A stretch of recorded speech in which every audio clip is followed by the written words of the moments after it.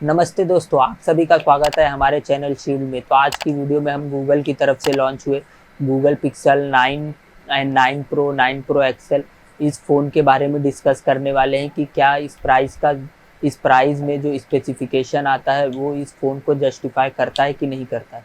तो सारी चीज़ों को जानने के लिए और मेरे ओपिनियन को जानने के लिए आप वीडियो के लास्ट तक बने रहिए।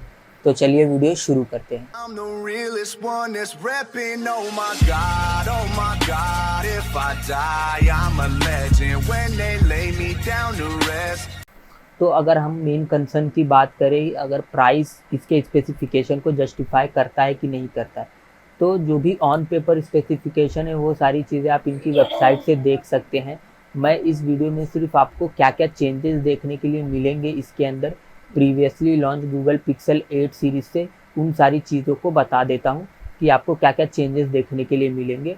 और लास्ट में मैं ओपिनियन देता हूँ कि ये फ़ोन को इसका जो स्पेसिफिकेशन है वो जस्टिफाई करता है कि नहीं करता है। तो अगर बात करें फर्स्ट चेंज की, तो फर्स्ट चेंज जो है वो हमें फिज़िकली देखने के लिए मिल जाता है, जो कि इसका बैक साइड पैनल और सारी चीज़ें हमें फिज़िकली चेंज और बहुत ज़्यादा प्रीमियम देखने के लिए मिलती हैं।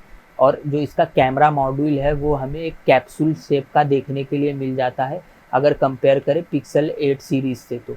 और अगर बात करें सेकंड चेंज की, तो सेकंड चेंज हमें इसके फिंगरप्रिंट सेंसर में देखने के लिए मिल जाता है। जो इसका फिंगरप्रिंट सेंसर है वो 9 सीरीज़ में अल्ट्रासोनिक फिंगरप्रिंट सेंसर यूज़ किया गया है इस फ़ोन के अंदर।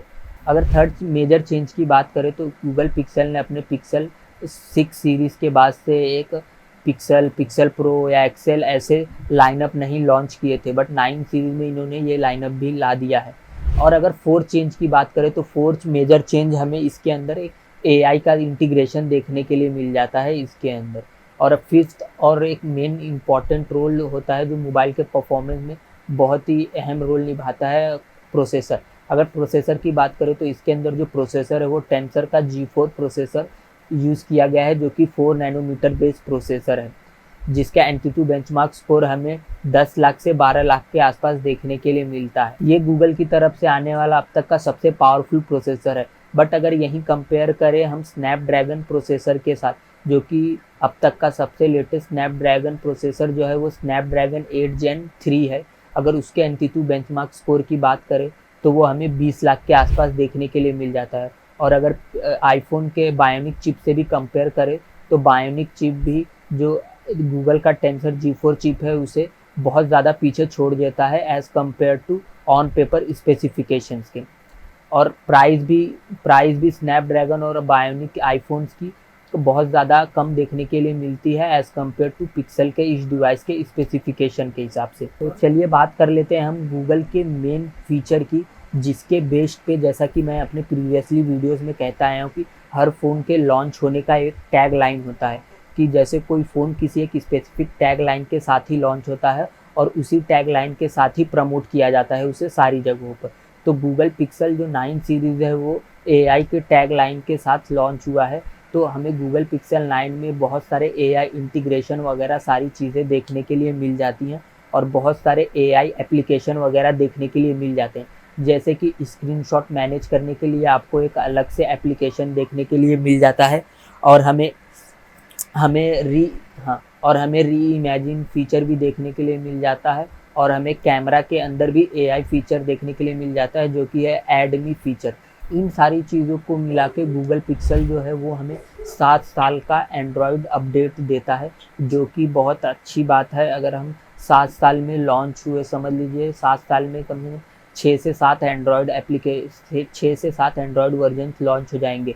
और गूगल पिक्सल जो 9 है वो एंड्रॉयड 14 के साथ आता है आउट ऑफ द बॉक्स। तो हम गूगल पिक्सल 9 में एंड्रॉयड 21 तक का सपोर्ट एक्सपेक्ट कर सकते हैं 7 सालों में। तो ये सारी चीज़ें रहीं ऑन पेपर स्पेसिफिकेशन की, और हमें क्या क्या चीज़ें देखने के लिए मिल जाती हैं गूगल पिक्सल 9 सीरीज़ में इसके previously launch Google pixel 8 series के मुकाबले। अगर बात करें मेरे पर्सनल ओपिनियन की, क्या ये फ़ोन का जो प्राइस है वो इसके स्पेसिफिकेशन को जस्टिफाई करता है कि नहीं करता है, तो बिल्कुल मेरा ओपिनियन ये रहेगा कि जो स्पेसिफिकेशन पिक्सल 9 सीरीज़ दे रहा है वो इस फ़ोन के प्राइस को बिल्कुल भी जस्टिफाई नहीं करता। अगर आप बात करें प्रोसेसर की, या आप बात करें camera performance, display performance, build quality और भी सारी चीज़ों को अगर आप इंक्लूड करते हो, तो अगर आप 1 लाख के आसपास भी अगर फ़ोन लेना चाहो तो आपके पास इससे बहुत ज़्यादा अच्छे परफॉर्मेंस देने वाले फ़ोन मिल जाएंगे, जो कि आपको एक बहुत ज़्यादा अच्छा परफॉर्मेंस ऑल राउंड के हिसाब से दे देंगे। क्योंकि अगर बात करें गूगल टेंसर G4 के एक सोल परफॉर्मेंस की, तो जो गूगल टेंसर G4 चिप है वो सैमसंग के जो इसका मैन्युफैक्चरर है वो सैमसंग है, जो कि एक एक्सिनो बेस्ड प्रोसेसर है।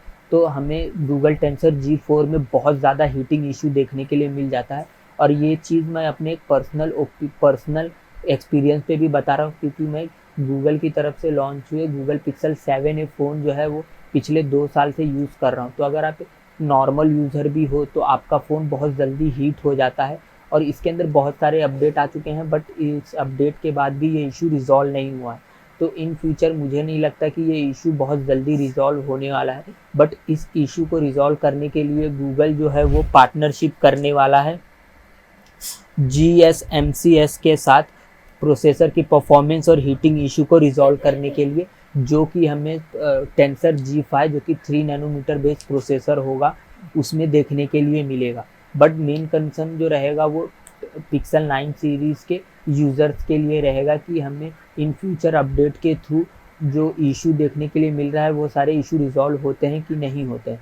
और अगर बात करें 7 साल के अपडेट की, तो हम अगर 1.25 लाख रुपया दे के 256 GB वाला फ़ोन लेते हैं, तो मुझे नहीं लगता कि जो फ़ोन का स्टोरेज है वो 1 साल 2 साल 3 साल से ज़्यादा चल पाएगा, उसके बाद वो फुल हो जाएगा।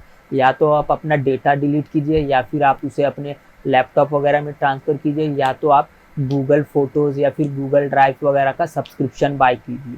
तो ये एक मोनोपोली टाइप हो जाती है कि कम स्टोरेज दे के अपना सब्सक्रिप्शन बेचा जाए।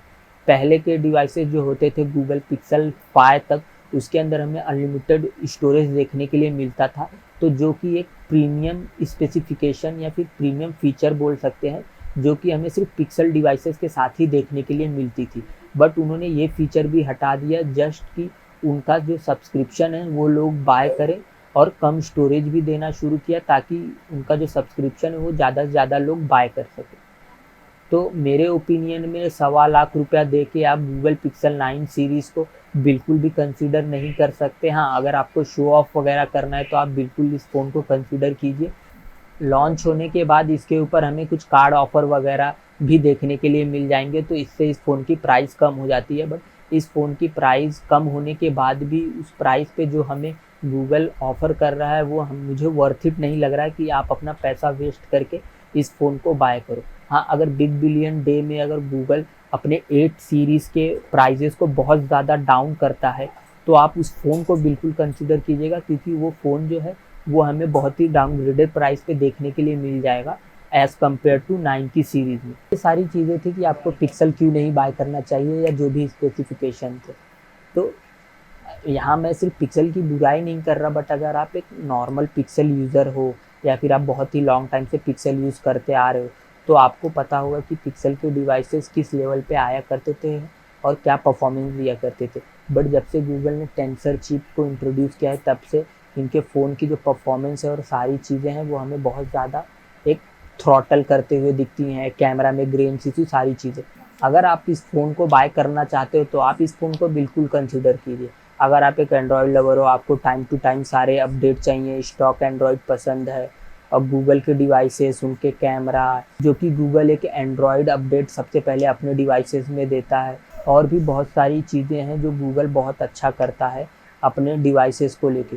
तो अगर आप उन सारे पॉइंट्स को कंसीडर करो तो इस फ़ोन को आप बिल्कुल कंसीडर कर सकते हो। आपका पैसा, आपकी मर्ज़ी, आप इस फ़ोन को कंसीडर करें ना करें। मेरा काम था कि आप तक इंफॉर्मेशन पहुंचाना कि इस फ़ोन को आपको क्यों लेना चाहिए या फिर क्यों नहीं लेना चाहिए।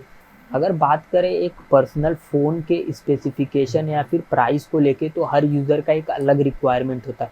किसी को सिर्फ प्रीमियम फ़ोन दिखाने के लिए चाहिए होता है, किसी को कैमरे के लिए चाहिए होता है, किसी को गेमिंग के लिए चाहिए होता है, या बहुत सारे यूज़र्स की बहुत सारे अदर रिक्वायरमेंट होते हैं। बट उन चीज़ों में इश्यू ये होता है कि अगर आपको एक चीज़ मिल रही है तो दूसरी चीज़ में आपको कॉम्प्रोमाइज़ करना पड़ता है। जैसे कि अगर आप गेमिंग फ़ोन लेते हो तो आपको कैमरा में कॉम्प्रोमाइज़ करना पड़ेगा, या फिर अगर आप समझ लीजिए कि एक good looking phone, premium phone लेते हो तो आपको गेमिंग में कॉम्प्रोमाइज़ करना पड़ेगा। ऐसे ही होता है कि अगर आप एक स्पेसिफ़िक अमाउंट दे रहे हो तो आपको एक स्पेसिफ़िक चीज़ के में कॉम्प्रोमाइज़ करना ही पड़ेगा, भले ही आप उसके ऊपर 2 लाख 3 लाख कितना भी ज़्यादा पैसा लगा लो, बट आपको कॉम्प्रोमाइज़ करना ही पड़ेगा। तो वो सारी चीज़ें आपके पर्सनल चॉइस के ऊपर डिपेंड करती हैं कि आप उसे कॉम्प्रोमाइज़ कर सकते हो कि नहीं कर सकते हो। अगर आप उस चीज़ को कॉम्प्रोमाइज़ कर सकते हो तो आप कोई भी फ़ोन बाय कर सकते हो, बट अगर आपको एकदम परफेक्ट फ़ोन चाहिए तो आप कभी भी कोई फ़ोन बाय नहीं कर पाओगे, क्योंकि हर फ़ोन में कोई ना कोई कमी होती है। तो आशा करता हूँ कि इस वीडियो में मैं पिक्सल 9 के सारे डाउट्स एंड कन्फ्यूजन को क्लियर कर पाया